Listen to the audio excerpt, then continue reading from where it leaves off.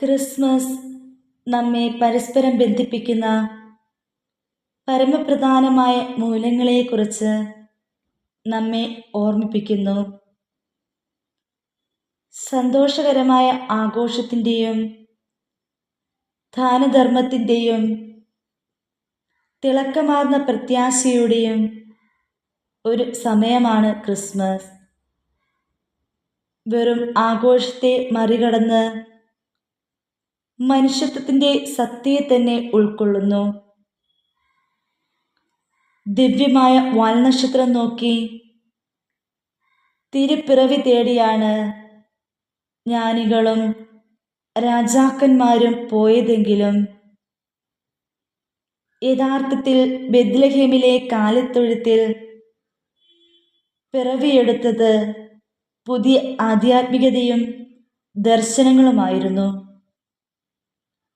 സ്നേഹവും കാരുണ്യവും പ്രത്യാശയും സഹാനുഭൂതിയും പ്രകാശിപ്പിക്കുന്ന ഓരോ ക്രിസ്മസും ഓർമ്മിപ്പിക്കുന്നതും നവ്യവും നൂതനവുമായ ആധ്യാത്മികതയാണ്. ഒരു വർഷത്തെ കാത്തിരിപ്പിന് ശേഷം വീണ്ടും ക്രിസ്മസ് അണയുകയാണ്. ആർഭാടത്തിൻ്റെ മേലങ്കി വലിച്ചെറിഞ്ഞ് വൃത്തിഹീനമായ കാലിത്തൊഴുത്തിലാണ് രക്ഷകൻ പിറന്നു വീണത്. ദിവ്യശിശുവിനെ ആദ്യമായി കാണാനെത്തിയതാകട്ടെ ആട്ടിടയന്മാരും. ഏതെല്ലാം സന്തതിക്കിടയിലും ദൈവത്തിനെ പിറക്കാനായി തിരഞ്ഞെടുത്തത് ദാരിദ്ര്യമായിരുന്നു. അധ്വാനിക്കുന്നവരും ഭാരം ചുമക്കുന്നവരും സന്മനസ്സുള്ളവരുമാണ് തിരുപ്പിറവിക്കായി കാത്തിരിക്കുന്നത്.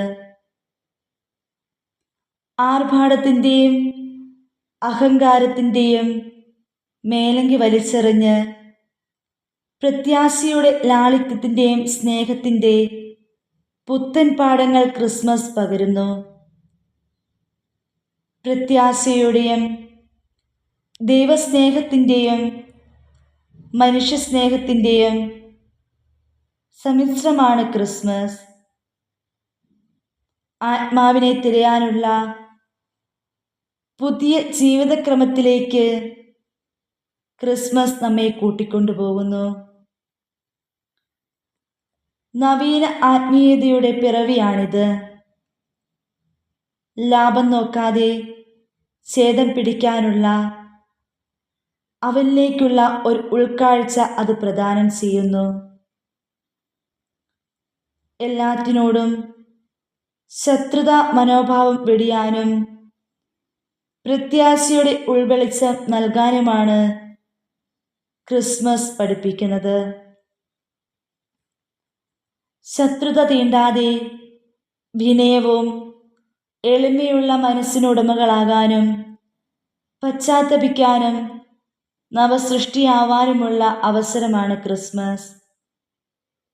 ശത്രുത മറന്ന് പ്രത്യാശയുടെയും പരസ്പര സ്നേഹത്തിൻ്റെയും ജീവിതത്തിലൂടെയാണ് ക്രിസ്മസ് പ്രകാശിച്ചത്. ഹൃദയ നിർമ്മലതയും ശിശുസഹജമായ നിഷ്കളങ്കതയുമാണ് യേശു ഓരോരുത്തരിലും തിരയുന്നത്.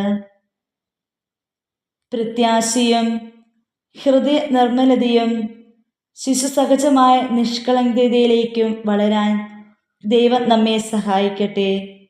ഏവർക്കും ഹൃദയം നിറഞ്ഞ ക്രിസ്മസ് ആശംസകൾ.